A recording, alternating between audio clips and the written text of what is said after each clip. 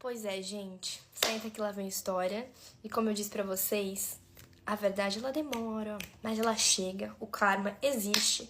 E eu vou contar agora o meu lado da história pra vocês, que não tem nada a ver com Lisa, Antonella, mas especificamente eu e Júlia Pimentel. Eu vou contar o meu lado, o que aconteceu comigo muito antes de toda essa história aí do squad. Ai, Tabi, então por que você não contou antes? Porque na maioria das vezes a gente precisa ter muita paciência e muita maturidade pra saber exatamente o que falar e falar nas horas certas, entendeu? Porque se eu contasse antes, ninguém ia acreditar em mim. Então vamos lá, a história vai ser contada em partes, porque isso aconteceu muito antes de tudo isso, há muitos anos atrás, muitos não, né? Mas há uns 3 anos atrás. Então vocês não vão entender se eu não contar em partes, então vocês precisam focar muito bem. Parte 1, quando eu e a Júlia se conhecemos. Pra quem não sabe, quando eu comecei a ser reconhecida na internet foi por conta das minhas músicas. Então, nessa época, a Júlia entrou em contato com a minha produtora, a mãe dela, na realidade, pra gravar uma música comigo, pra trabalhar comigo, fazer vídeo e tal. O nosso primeiro contato foi a trabalho mesmo. Então, ela me contratou pra fazer uma live com ela, entrou em contato com a minha produtora e a gente fez uma live juntas. Então, esse primeiro encontro da gente, a nossa primeira conversa que a gente teve foi em live, a trabalho. Logo depois da live, gente, as coisas foram crescendo. Então ela quis gravar música, encontrar comigo pessoalmente, onde foi até oferecido dinheiro pra eu fazer essas coisas, como gravar música e etc e tal. E a gente acabou não aceitando, a gente falou assim, não, vem pra cá, a Tabi vai conhecer a Júlia, vamos ver como vai ser a relação delas, depois disso a gente vê o que a gente faz. A gente se encontrou, a Júlia, eu acho que é 3 anos mais nova que eu, então mesmo ela sendo mais novinha que eu sempre interagi muito bem com ela, a gente começou a ser amigas, gravamos a música, que foi online, e teve a mansão online, que foi onde teve o lançamento. Lá na casa, na mansão online, ela conheceu diversas pessoas ali do mundo das redes sociais na época, Luara, Pepe, enfim, tinha várias pessoas lá. Que, abre parênteses, eram os meus amigos. Então, eu convidei os meus amigos. Normalmente, às vezes, para esse tipo de trabalho, as pessoas cobram por presença, por qualquer tipo de coisa. E todo mundo foi gratuitamente, porque todo mundo era os meus amigos, entendeu? Então, agora a gente vai para a parte 2. A parte que a máscara da Bianca e da Júlia começaram a cair aos poucos. Pós-mansão online, elas discutiram com uma pessoa que era bem amiga delas. E essa pessoa veio contar pra gente com prints, mensagens, provas de tudo, que elas falavam muito mal de mim, da minha mãe, do meu pai. Falavam coisas absurdas de mim, que era uma criança na época, eu tinha 14, 13 anos, e a Júlia era mais criança ainda, tinha uns 10. Então, tipo assim, coisas que vocês nem queiram imaginar o que sejam. Rolou uma conversa super séria e eu, na época, fiquei muito mal. Porque eu era uma criança, gente, era minha amiga, entendeu? Então, tipo assim, a Júlia já tava começando a se aproximar muito, muito, muito de mim. A Júlia, tipo, dormia na minha casa, tipo, um mês, sabe? Ela literalmente virou da minha família. Então aquilo me abalou muito, eu fiquei muito triste. E na minha cabecinha eu queria acreditar que aquilo não era verdade. Agora, parte 3. Perdoamos. Como elas eram novas nesse mercado, a gente achou que elas estavam emocionadas, enfim. Perdoamos e falamos, não, vai passar, é isso, vamos continuar a vida. Júlia, por muitos meses ainda, continuou indo na minha casa, amigas, inseparáveis.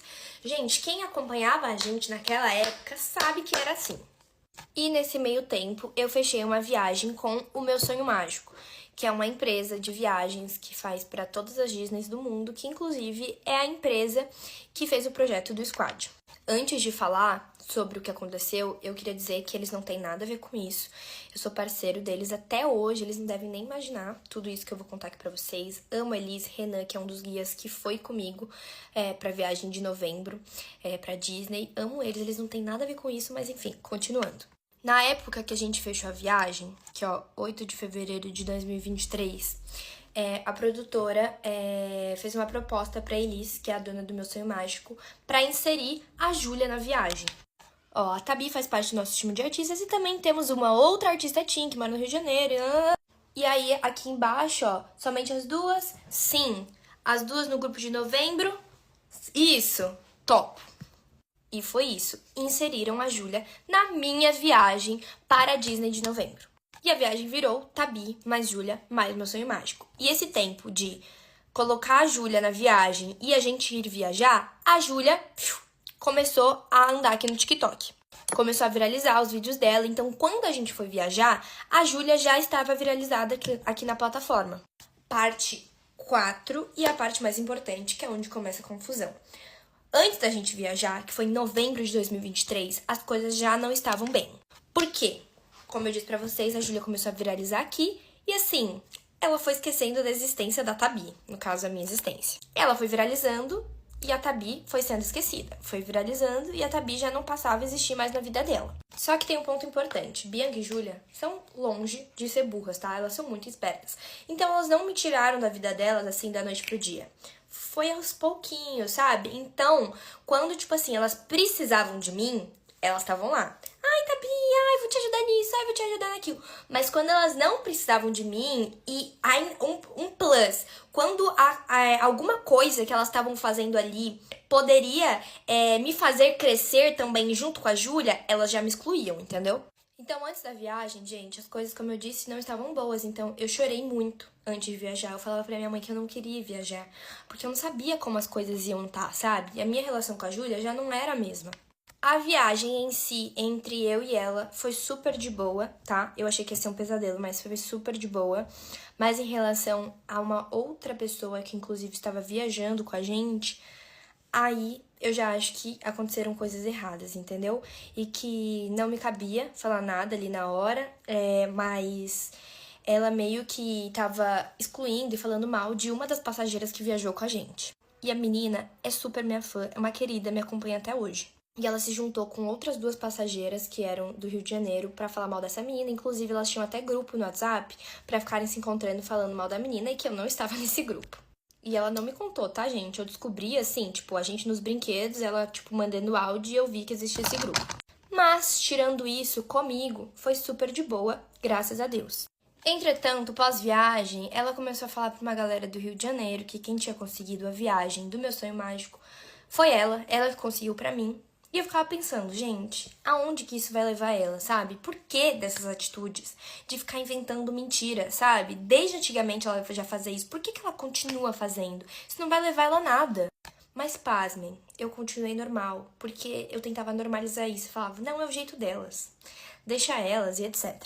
Agora a quinta e última parte, que é a parte final, onde eu parei de falar com a Júlia, onde veio uma mentira que, assim, foi o final de tudo pra mim. Foi uma mentira que me ferrou com outras pessoas, que envolveram outras pessoas e que até hoje as pessoas não sabem disso. Provavelmente elas vão estar ouvindo isso pela primeira vez aqui nesse vídeo.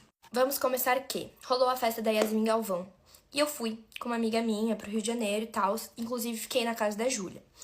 E pós a festa, cheguei em São Paulo, a Júlia me contou uma fofoca que tinha rolado pós aniversário da Yasmin Galvão. Eu não estava.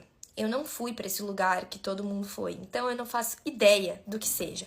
A Júlia me contou essa fofoca e foi isso que aconteceu. Só que até aí, eu não sabia que o que ela tinha me contado era mentira, porque a Júlia sempre foi de fazer isso. Sempre foi de contar várias coisas, inclusive dei exemplos aqui pra vocês, de mentiras, não sei o que, pra agregar o que na vida dela, ela sempre fez isso. Parte final tá na parte 2 do pronunciamento, porque vai acabar o tempo.